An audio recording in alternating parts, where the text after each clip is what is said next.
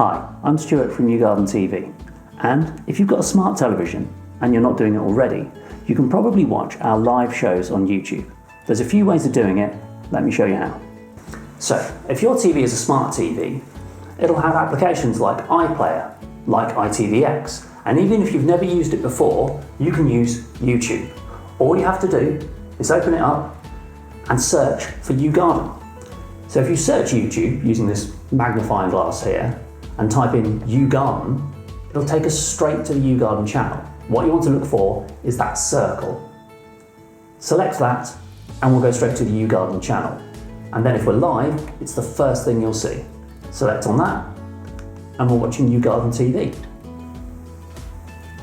And if you're familiar with technology, you're slightly more advanced, you may even be able to send your picture straight from your smartphone to your TV.